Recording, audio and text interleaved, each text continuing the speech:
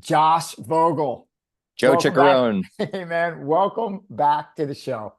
Thank you. I'm happy to be back. I appreciate you having me on. For those looking to get to know Josh and his backstory and his strategies for jiu-jitsu and life, I direct you back to Built Not Born episode number 44. We titled it Creating a Game Plan for BJJ in Life.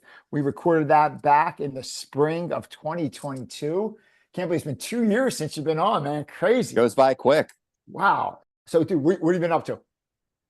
Honestly, jiu-jitsu, competing, running the school, the Jiu-Jitsu Company in Philly, everything that goes along with that stuff. What have you been up to? I got this little podcast thing going on, guy, just like you, man. A little bit of jiu-jitsu, probably not as much as you. Trying to hit the mats 3 times a week is what I'm trying to do every week. And then on a Nice. good week, when work cooperates and there's nothing blowing up in my house, it's 4 times. So if I I've get been if I there. get Yeah, I know how that yeah, is. if I can get to jiu-jitsu 4 times a week, man, I'm feeling good about life. You know what I mean? That's a good schedule. Yeah.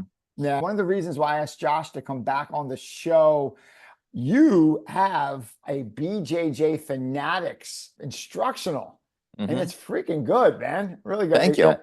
Titled 90 Josh Vogel 90-day project-based jiu-jitsu. And I'll tell you what, when I first saw it, I'm like, this is exactly what Josh does.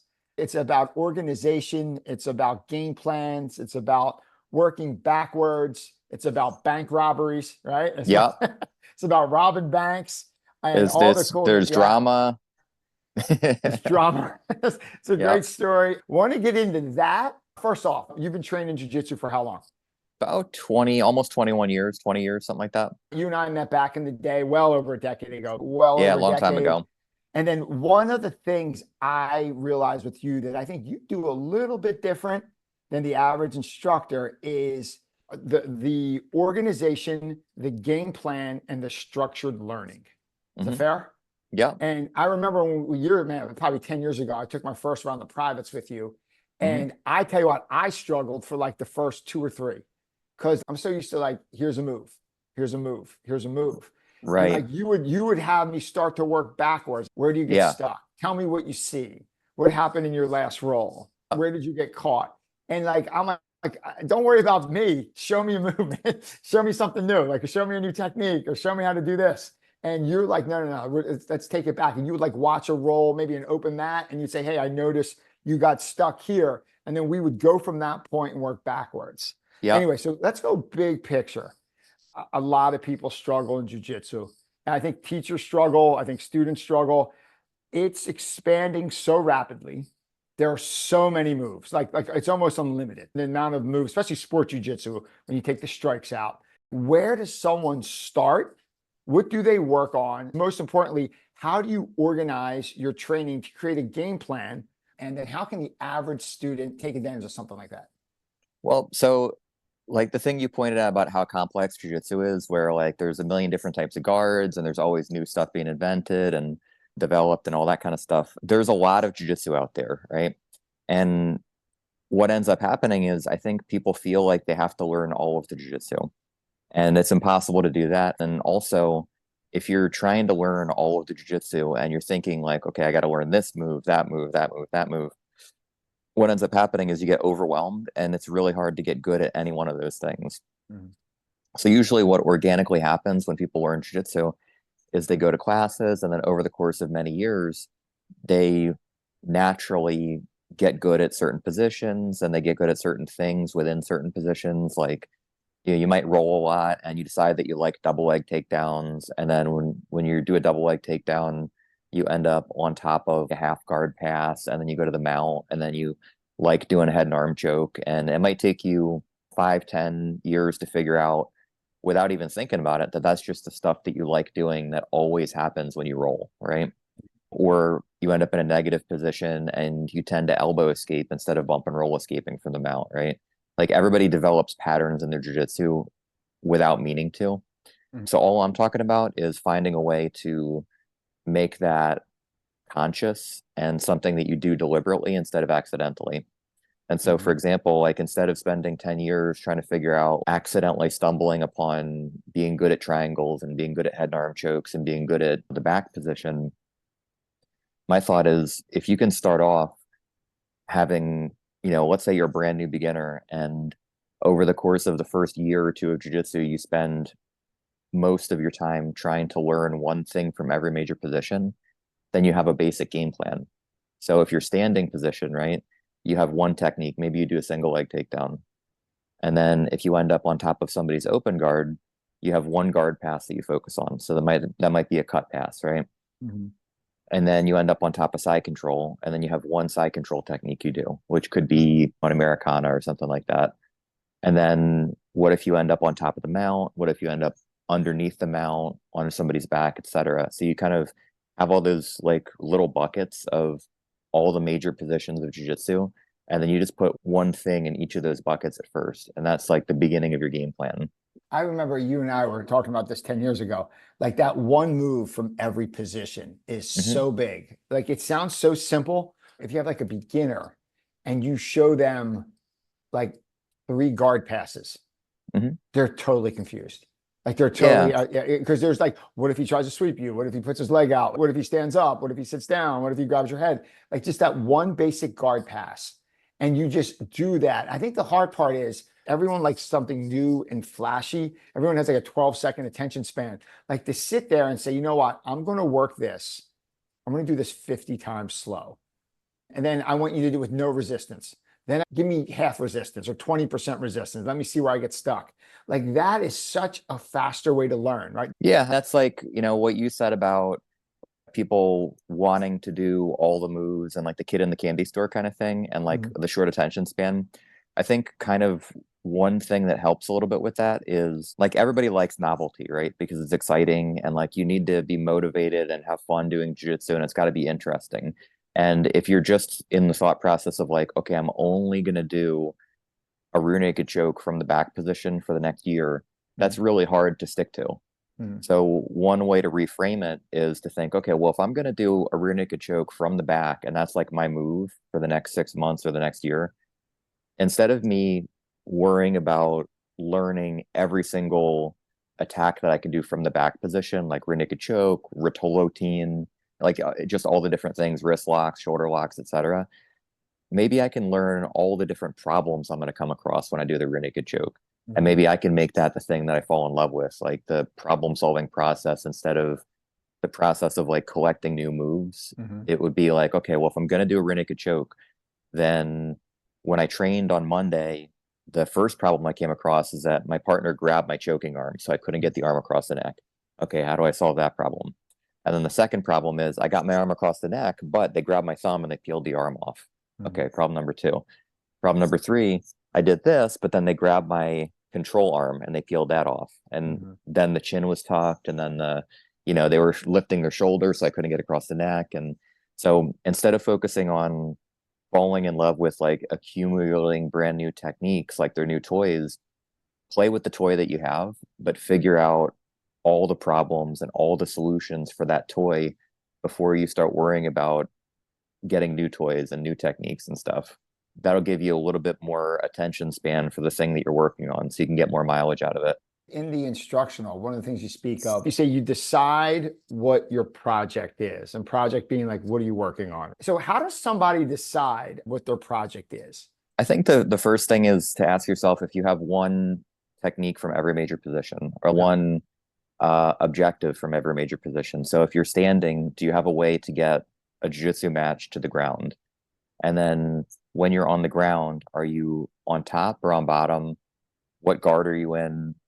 If you're in a pinning position, like for example, like if you get to side control, do you have your attack to do from there, mount, and then the negative sides of the pins too. So you have like takedowns.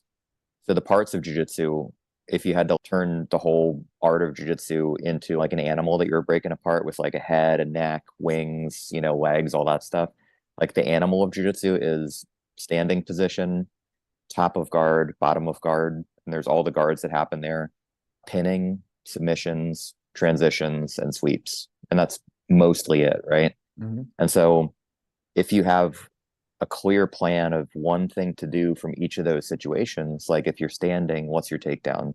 If you're on top of open guard, what's your pass? If you're on top of a pin, like side control, then do you know how to pin properly, and can you attack something from there? And then if you're on a bottom of a pin, do you have an escape from there? So the first project I would suggest would be looking at all those areas and figuring out what you don't know, and then picking one of those things and then making a project out of it. That's awesome. So we're step one, we decide what our project is, right? Yep. We're there.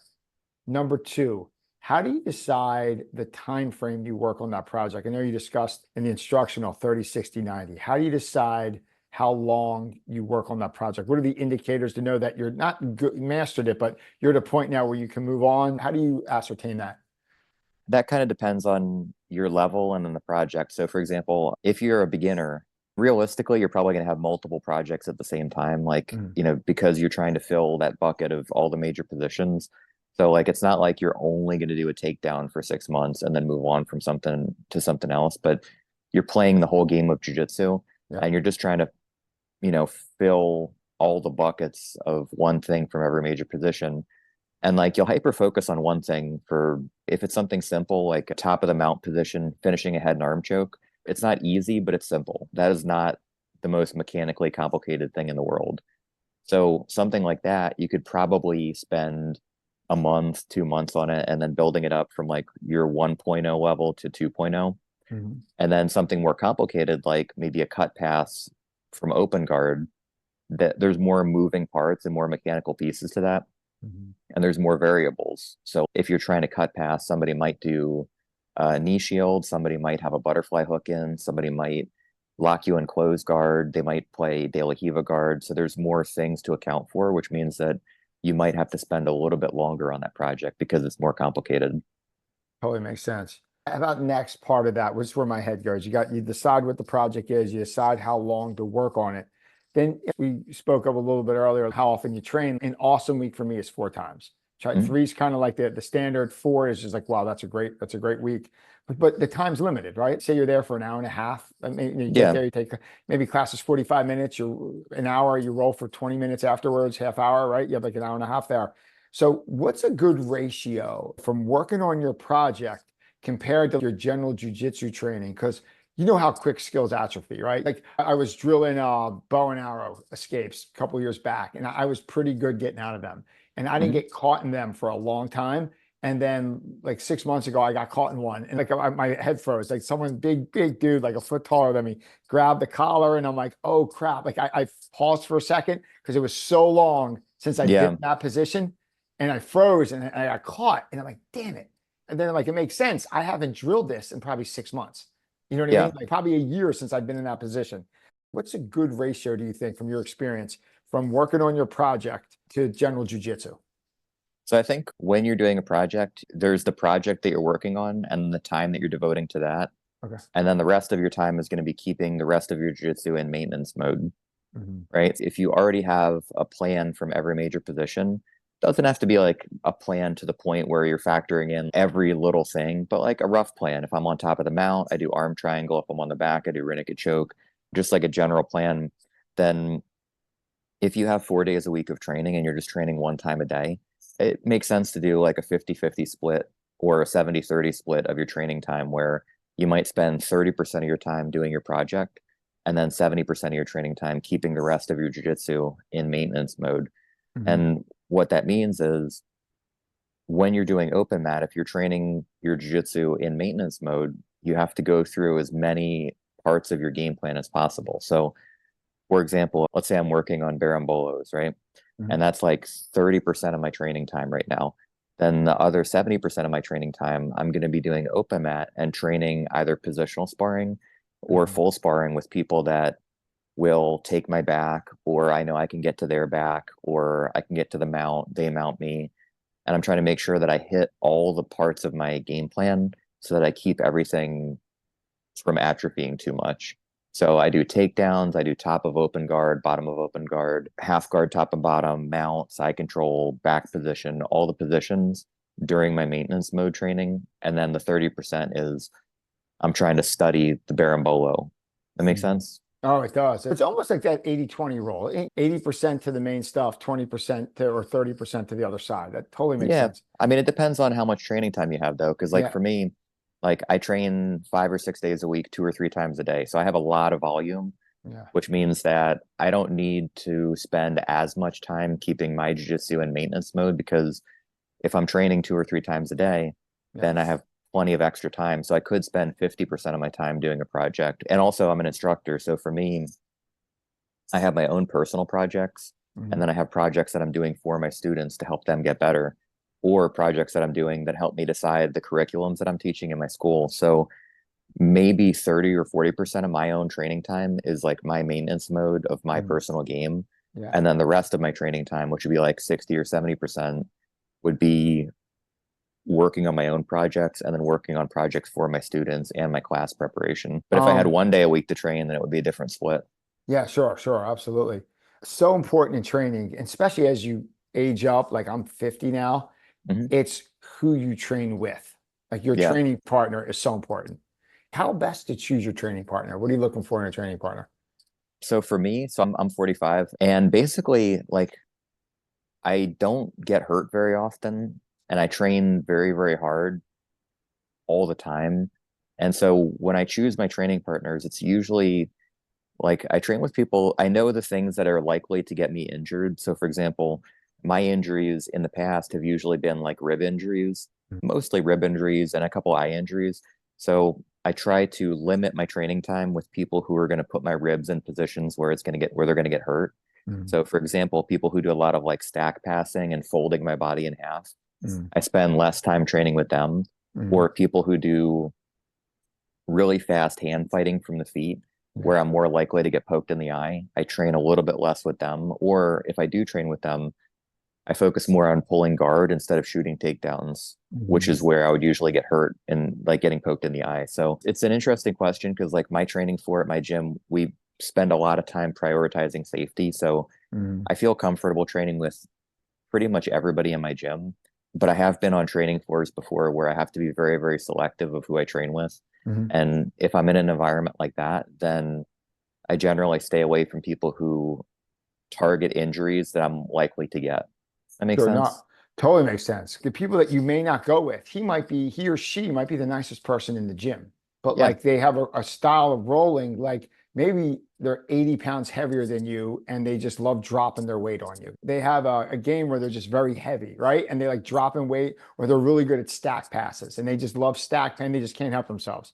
Like you say, Yeah. hey, let's go light. And then 8 seconds in, they're picking you up and they're stacking you. You have to be selective to a degree, I think, to stay on the mat and make this a long-term play, if that makes sense. Yeah. That's basically, it's the same thought process as self-defense, right? If I'm thinking about self-defense, then I'm thinking about the situations that I'm most likely to run into and Mm, then the problems that are going to come with that.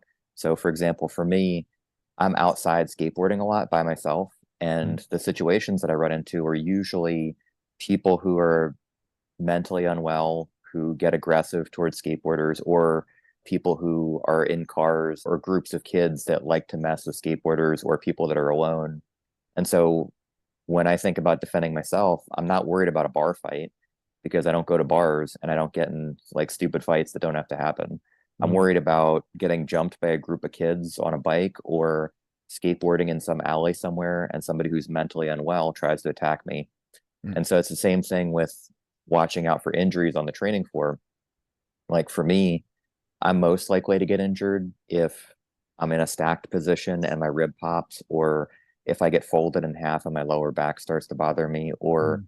if I'm doing takedowns from the feet and I shoot a single leg or a double leg against somebody who hand fights very fast, I'm likely to get poked in the eye. So Yeah. my like on the mat self defense is either limiting my training time with people who are likely to do those situations, or if I am going to train with those people, then I try to play it in such a way where I can avoid those things. So if it's the person who has fast hand fighting and I'm worried about getting poked in the eye, I pull guard. If it's somebody who is a stack passer or is likely to twist my ribs and pop them by folding me in half, then I'll usually try to play like a kind of guard that makes it really hard for them to get under my legs, like a butterfly guard, for example. I remember one of the eye injuries, the goggles, right? You had the Hmm. goggles on for a while. I remember you had the Kareem Abdul-Jabbar goggles on for a while, like Yep, on the I mat still and have training. those. Yeah, Yeah. sometimes you got to break them out. Just say you wanted to work the Arm and Guillotine series. anaconda, Doris, guillotine. But I have a training partner who's bigger than me. They're just a barrel. Like I can barely connect my hands, like doing an anaconda. They're so big. So probably not a great partner for me if I'm exploring that and trying to see possibilities and work through things. Like I Yeah. probably would want to do something a little smaller, closer to my size, where I can do the full range of travel as I'm working through ideas. Do you think that's Yeah. fair? Yeah, for sure. Yeah, Yeah. because there's some people like a spectrum of, let's say there's like from 1 to 10, right? Mhm. There's one being a training partner who is bad for you because they're maybe like completely the wrong size or strength, or Mhm. don't do the game that you need to happen, Mhm. or for your technique to work.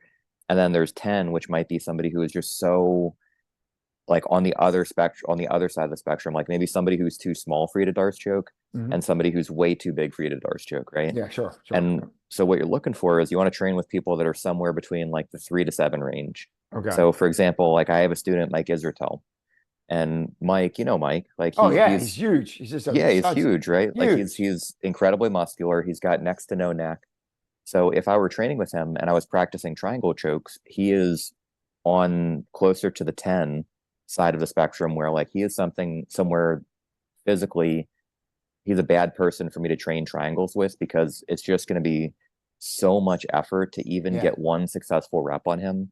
But then the opposite spectrum, if it were somebody who's a 1, it might be doing triangles to somebody who's like 75 pounds and 4'3" or something like that, right?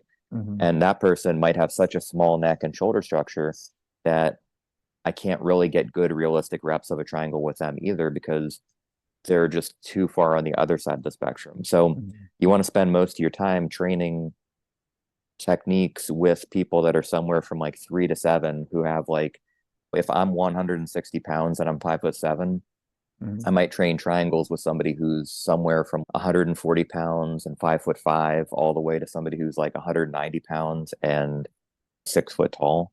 But I Mhm. wouldn't go too far to either spectrum, because then it's going to just be unproductive. Yeah, sure. Mhm. Here's another idea I took from the instructional: the natural reactions versus learned reactions. Mhm. Sometimes the natural reactions are exactly what you need. They're perfect. Like maybe touching a hot stove, like your natural reaction. You touch a stove and you throw your hand off, that's exactly what you need to do. But if you Yeah. do your natural reaction, say an untrained person gets mounted, a very natural reaction is to try to bench press the person off, and it turns into armbar city, right? So when you're working on something new, would you ask your partner to act naturally? I remember John Danaher was saying in an interview a couple podcasts ago I was listening to, he's like, it's so unnatural in jiu-jitsu for the person to stand up. You want to give a jujitsu person trouble, just try standing up. Like don't roll with them. Like just try to like force your way up and get back on your feet. And a lot of times that'll cause you problems. It's a natural reaction, but it's not your jujitsu response. Does that make sense? Like a Yeah. learned response. So there's like self-defense, and then there's fighting, and those are two different things, right? Mm, Like self-defense, it's so unlikely that I'm going to get in a one-on-one fist fight, because I don't go to bars, I don't go to clubs, I don't go to places where it's likely that I'm going to get into an unavoidable one-on-one fist fight with somebody. It's happened before and I've done that, but it's so unlikely and it's so rare. Whereas for me, it's much more likely that I'm going to get maybe attacked by somebody who's mentally unwell, or I'm going to have to deal with a group of people that are behaving a certain way. And so if I'm training for a fight, like a one-on-one fist fight, then I would rather just train mixed martial arts, or train techniques in jiu-jitsu that are relevant to one-on-one unarmed fighting. For example, like wrestling takedowns, pinning, getting back up to your feet, and things like that. Like I'd rather do sport jiu-jitsu or mixed martial arts that translates to a one-on-one unarmed fight, because even if I mount somebody, let's say somebody spits in my face and I take them down and I mount them, if they're trying to stick their arms up and bench press me, then that's not that different than what I'm going to be training every single day on the mat when I'm doing sport jiu-jitsu, because there are like white belts and blue belts sometimes who freak out and try to push your chest or like that kind of thing. And so that happens enough organically during training where it doesn't really need to be focused on that heavily. Now, if it's something like what you were saying with somebody getting back to your feet, which is something that you don't come across that often in normal open mat recreational style jiu-jitsu, I think that that particular thing is something that is useful. Like I use a point system for training that specific thing.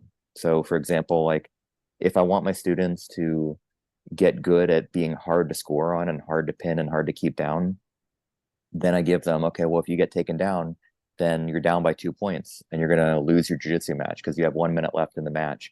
So if you get taken down and you give up 2 points, then you lose the match.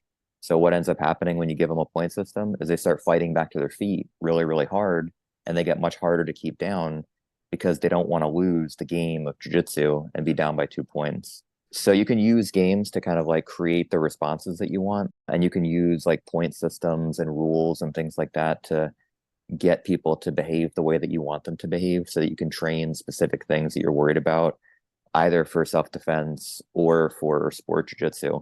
I guess that's a long-winded way of saying that like the natural response that people have is sometimes worth addressing, but it can be addressed by giving people like either sport incentives or like mixed martial arts incentives. Where are you rolling versus positional sparring? What are the benefits and drawbacks of each? And how do you know when it's time to do positional sparring? And how do you know when it's time to roll? Sometimes I get so much out of a roll, like it was just a Mhm. great partner and we're trying stuff like, oh, I actually made that work, or like that escape work. But there are other times where like it's almost survival. You have someone who's 25, purple belt, 80 pounds heavier than me. They're trying to take my head off and I'm just surviving. I'm not learning anything. I'm just saying, hey, I'm 50 and I can survive for 5 minutes without this dude submitting me. I feel great at the end, like it's a draw, but I was just survival mode. I learned nothing. I was just pulling out every A escape that I had and just staying safe. Where sometimes in positional sparring, we're like, maybe you're working the knee on belly escape and you're like, hey, put your leg out further, put your leg out closer. You're almost playing jujitsu. And I feel now there's sometimes where like my game will elevate, or I feel like, wow, I really had a good session there. I feel like we learned a lot, my partner and I, by just playing jujitsu through positional sparring. So sometimes Yeah. I come home saying, I just want a positional spar. Then other times I come back and I'm like, let's roll. Like sometimes I don't know where to focus my time to make it the most beneficial for that 3, 4 times a week that I go. So I think there's a couple factors. So like with positional sparring, the upside to positional sparring is that you can hyper focus on one specific position. So it's just basically a snapshot of an entire roll, right? So if you have a 6 minute roll where you start from the feet and then you do all of the jiu-jitsu, if you do positional sparring, you can zoom in and hyper focus on that one part of the game. And then depending on the rules and the situations that you put on that, you can hyper focus even more on building certain skills within the positional sparring. So I think it's important to do just normal free rolls a lot, Mm. but I think also you want to spend a significant amount of time doing positional sparring so that you can take a snapshot out of that roll and then hyper focus on a specific situation and then develop your skill in that. So for example, if you're training with somebody who, you know, basically every time you roll with them, they take you down, pass your guard, mount you, and then choke you, right? And you just feel like you just get dominated in every part of that match over and over and over again. Then one thing you could do is you could either work with that person or work with somebody else and focus Mm. on like, okay, well, if I'm getting taken down every single time and they're double legging me over and over and over again, then let me just zoom in and do positional sparring where my training partner is only allowed to double leg me, and my job is to either guillotine choke them or figure out a way to take their back off of the double leg. Mhm. And then you just do positional sparring over and over and over again and try to find out like more and more efficient solutions to that problem. And then you go back to training and full sparring with that person who is double legging you. And then hopefully your skill has grown enough where you're more successful in that part of the game against them. Mhm. So I Oh wouldn't man. say that there's like a certain ratio that I would do because again, that depends on how many days a week you're training and Yep. how much free time you have. And then also if positional sparring is part of your class time or if it's something that you're stuck doing on your own during open mat. I think one of the biggest differences for the BJJ practitioner now, 10 years ago, I remember watching you in the office, just like watching YouTube videos. You're kind of watching fights, UFC fights, whatever, and just kind of picking things out from people you like and learning. And now they're like instructionals, high definition, like yours, like high definition, clear, concise, everything's broken down one by one. How can someone best utilize an instructional? And what's a good ratio of mat time to instructional time? Like I almost think of it like a quarterback, like he's on the field, he's playing the game, he's at practice, but you always say film study. You hear the quarterbacks film, looking at defenses, always looking at, spending hours in the film room and hours in the field. Yeah. What's the best way to utilize an instructional that you like and you connect with? And what's a good ratio of time spent training to film time?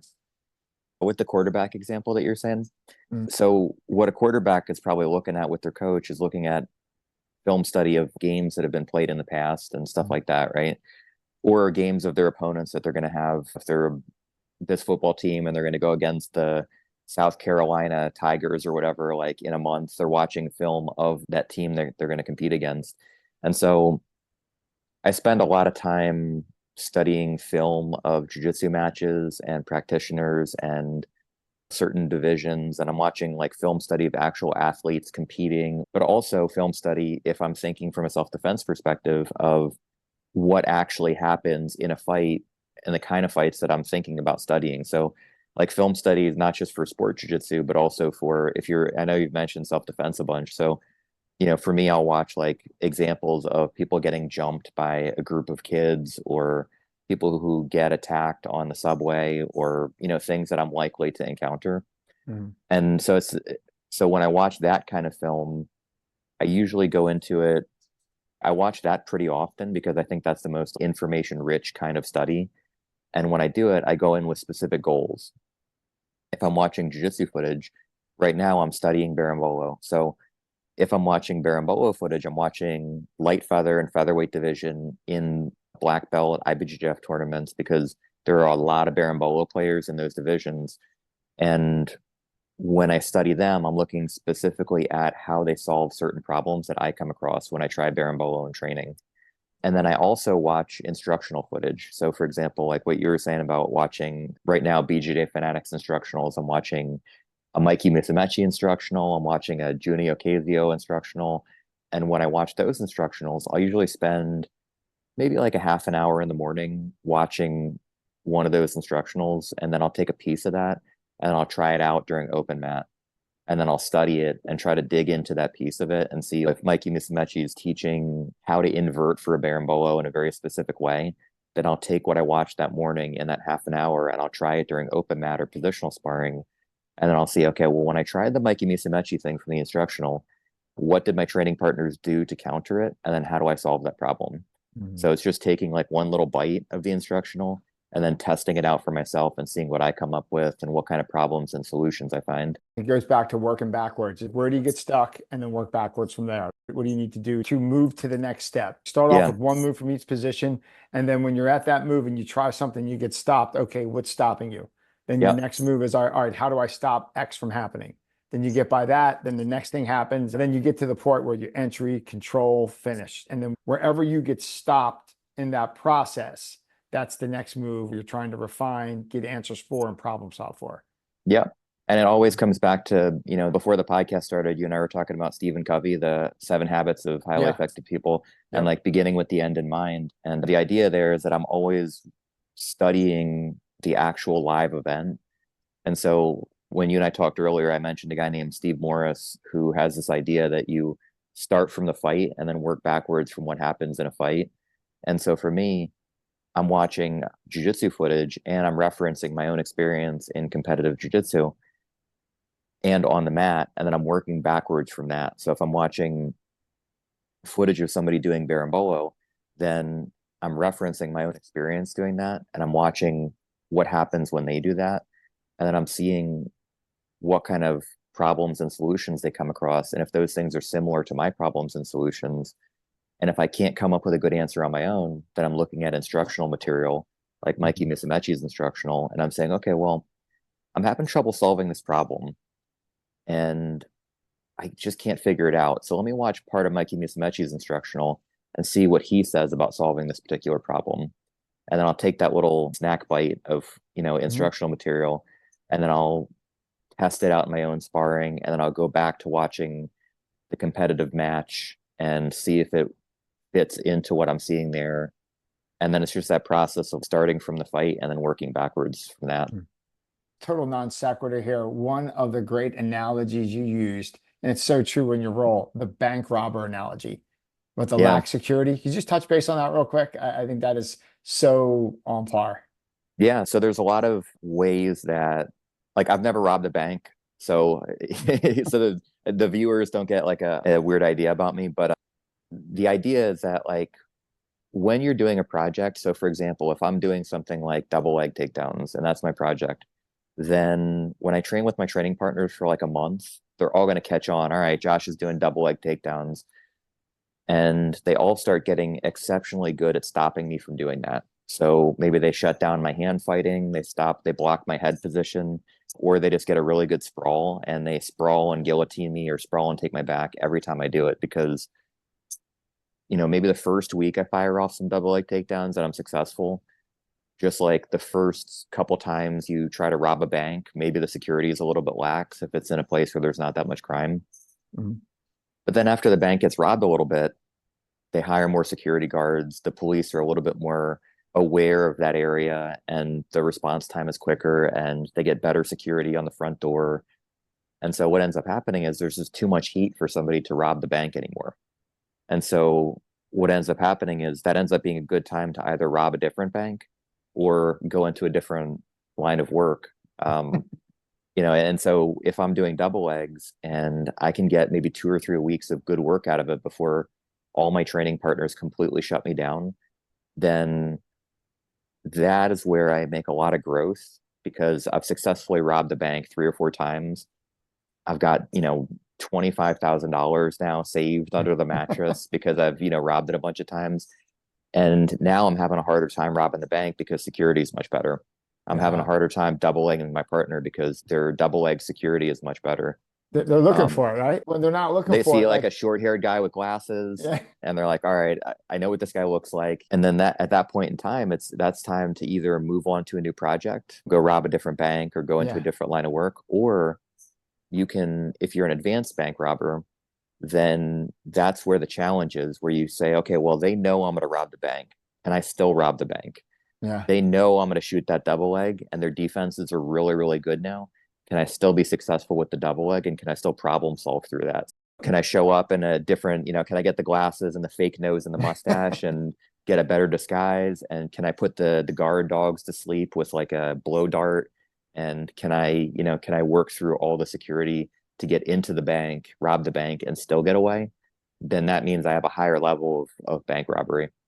Where my head goes here, this is probably 2013, right? We're Mhm. training at noon with you, and it's during the Lex Friedman days, right? So you're seeing Lex a couple days a week Yeah, before he started hanging out with Elon Musk and Joe Rogan. He's the first person ever to put me in an ankle lock. Never had an ankle lock before. Like to talk yeah, about no security at the bank. Like I'm hmm on my back, and then he pushed me down. He's standing up, just grabbed the ankle, fell backwards. yeah, And I'm like, what is this wizardry? I have no idea. Like, never was ankle lock before. He goes, it's just an ankle lock. Someone working on it. It's a simple move. And then he would go around and he would ankle lock everyone at the noon class. No yeah. one, because this is like before, it's maybe 11, 10, 11 years ago, before the lower body game was mainstream and everybody was doing it. And like a simple ankle lock was like, it was like Harry Potter stuff. Like, what is this? And I remember he went around with that and there was no guard. The bank was wide open. They had the doors unlocked. Like someone grabbing your feet and falling backwards was not in your register at that moment.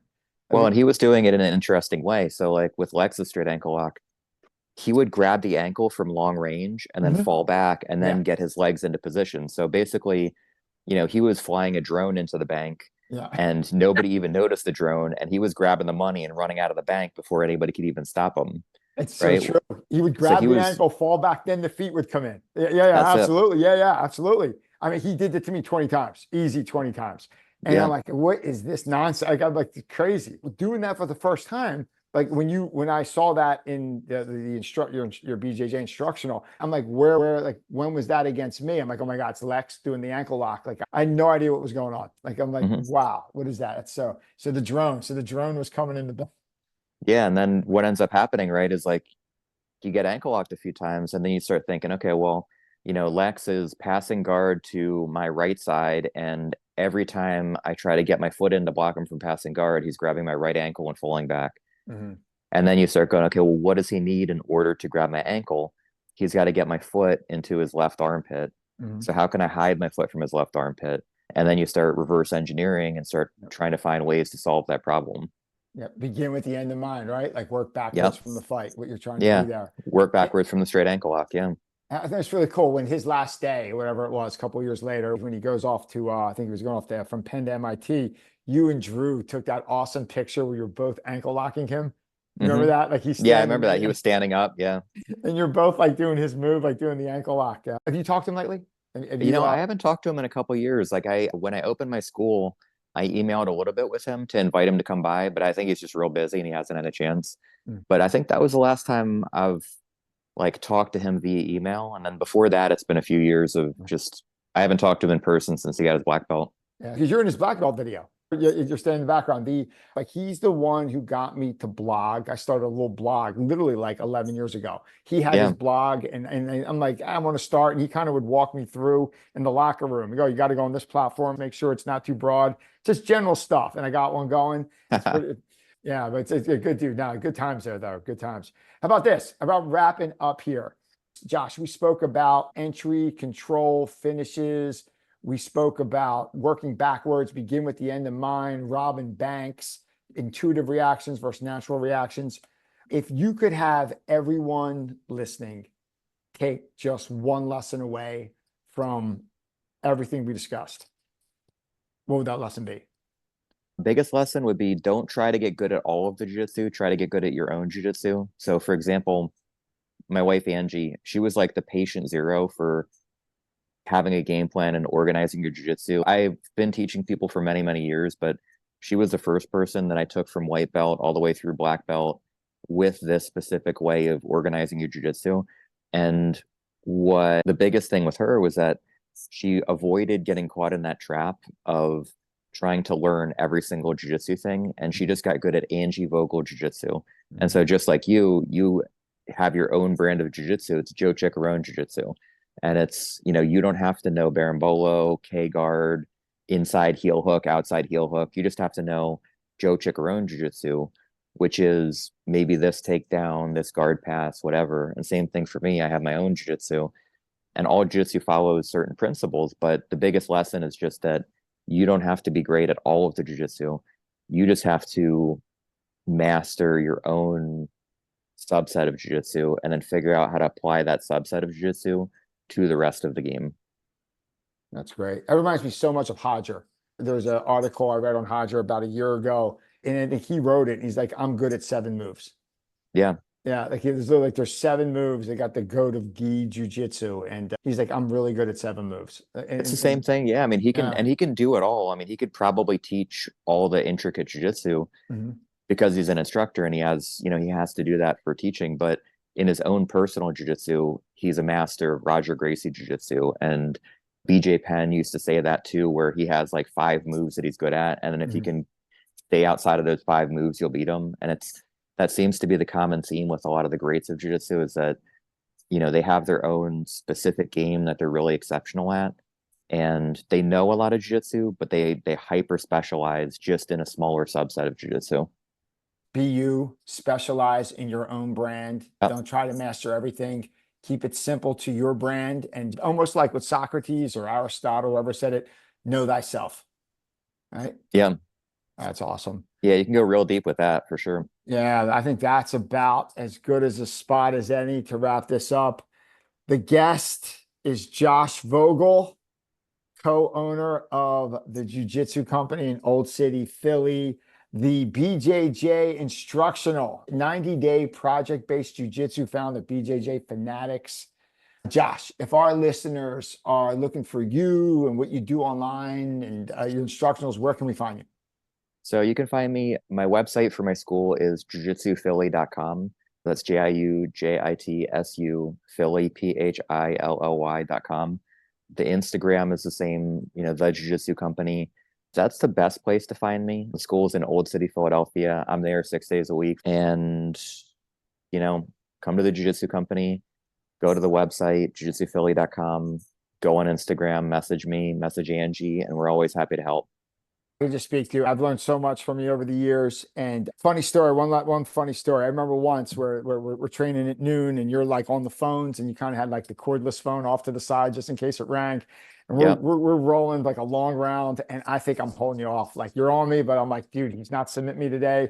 And then the phone rang and you had to get it. And like I was holding, we were in the same spot for like a minute, thinking, "Oh, I got it. There's, I'm blocking him." And as soon as the phone rang, you go boom, boom, boom, armbar.